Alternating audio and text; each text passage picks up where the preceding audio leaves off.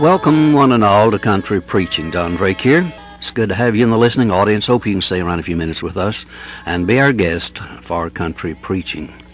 We have a few thoughts and a message. You may not be able to show tomorrow the kindness you put off showing today. That's good. Now listen, you may not be able to show tomorrow the kindness you put off showing today. Somebody says, courage doesn't wait for witnesses before it does its things. Courage doesn't wait for witnesses before it does its thing. And it takes courage to say no when everyone around you is saying yes. Here's a good one. There are heroes on beds of pain as well as on the battlefield. We have a lot of folks that's been heroes on the battlefield and have medals and scars and all that, but there's a lot of heroes on beds of pain too that has suffered and been faithful and haven't been whiners and complainers, and they've been example of those that love the Lord and haven't lost hope and still trusting in God. They're heroes on beds of pain as well as on the battlefield. Here's the thought for today.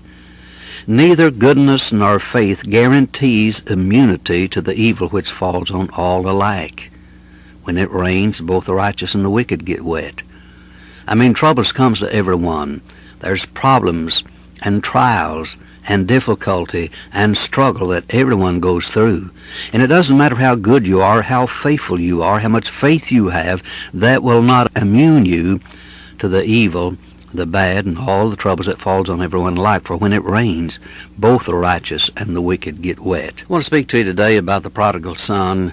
You're familiar with the story of the prodigal son, how that he left home, went away in the far country, spent all that he had, and wound up in the hog pen, and one day came to himself and said, I'm going home. This is not for me. I've had enough of this. I'm going home. His father welcomed him home. Now, I want to talk about the home that the prodigal son went away from. First of all, it was a Christian home.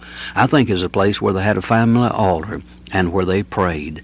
And, if I had my life to live over again, I would, instead of having a coffee table in the living room, I would build me an altar.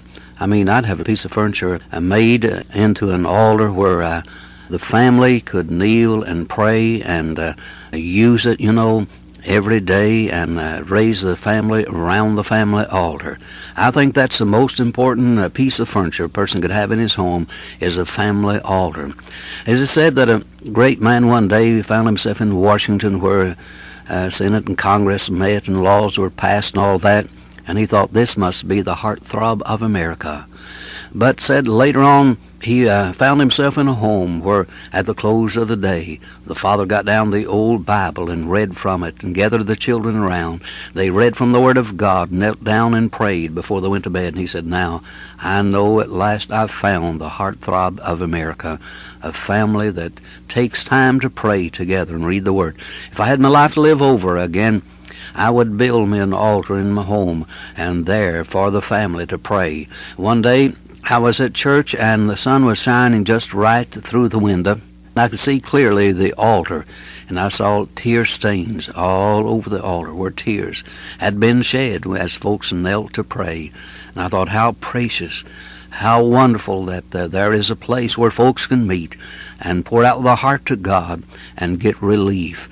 Now, this was a Christian home. I think they had a family altar. I believe they lived by the Word of God, that they counted the Word of God as a supreme authority. And, when you live by the Word, if you live according to the Word of God, I believe it's going to impress your children. For children see quickly through shallowness, and they'll soon become like you. Somebody said, well, he's a chip off the old block, or she's a chip off the old block. I want to tell you something. Those children are chip off of 3 old blocks. Mom and Dad and Adam. Don't forget that. Don't forget that. Adam's going to cause problems in your home, friend. Those little innocent children today is going to be problems tomorrow. I'll assure you, because you see, that little child has Mommy and Daddy and Adam also in it. And therefore, there's going to be some problems later on. You'll find one day, perhaps, those children are going to be rebellious as this prodigal son was. The prodigal's mother and dad were positive Christians. They were not doubters. I think they believed the Word of God and served God, obeyed the Lord, trusted Him, walked with Him. They didn't sit down and quit when the prodigal son left home. They kept on praying. They kept on reading the Word of God. They kept on going to church, and they kept on being the light and the salt. They stayed busy in the service of the Lord. They didn't sit down and quit because the prodigal son turned out bad and heard about him being in the far country, living life of rioting and sinfulness and being in the wrong crowd. No, they didn't quit because of that. They kept on praying. They believed that God was able to bring him down and bring him back home again. The prodigal's mom and dad were also negative Christians.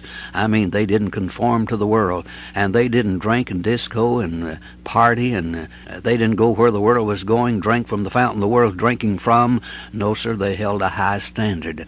I want to tell you, in order to be a Christian, you have to be negative and positive.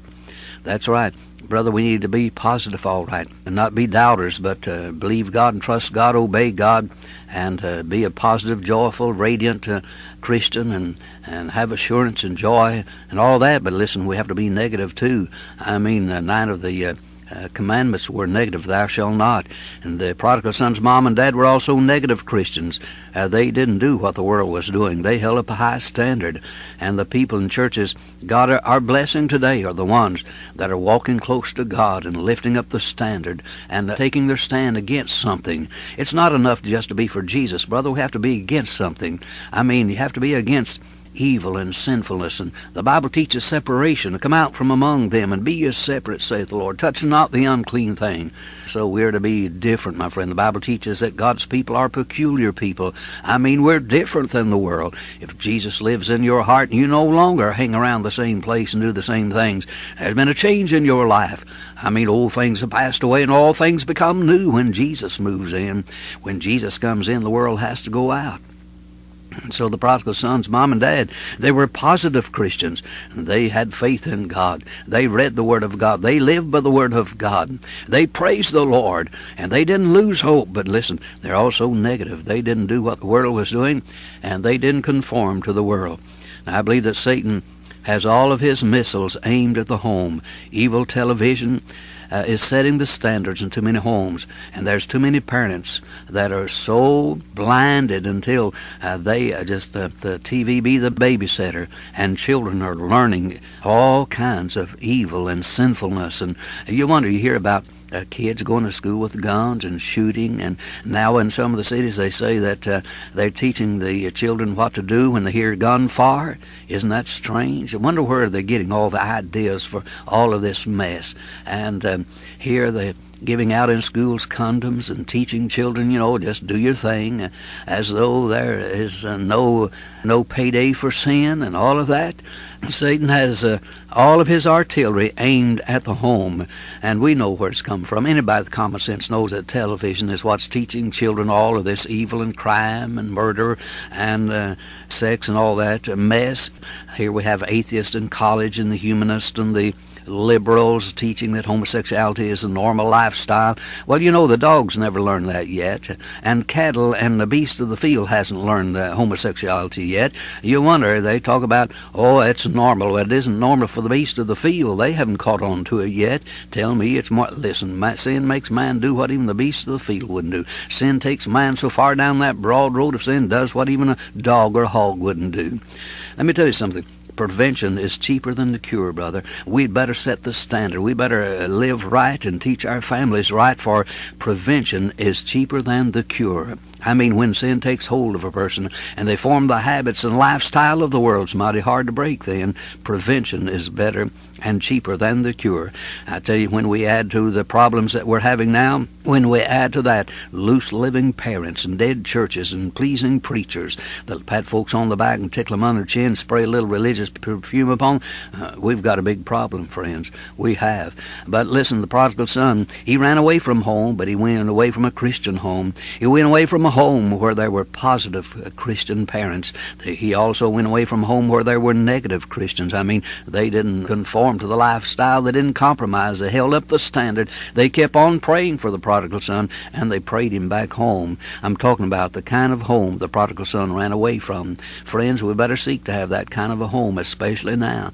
It's darker than it's ever been, more sinful than it's ever been, and parents, you better have a Christian home. When the prodigal son, daughter runs away, that he'll want to come back to it after a while. When he winds up broke, bent, and spent, he'll say, I'm going back to my father's house.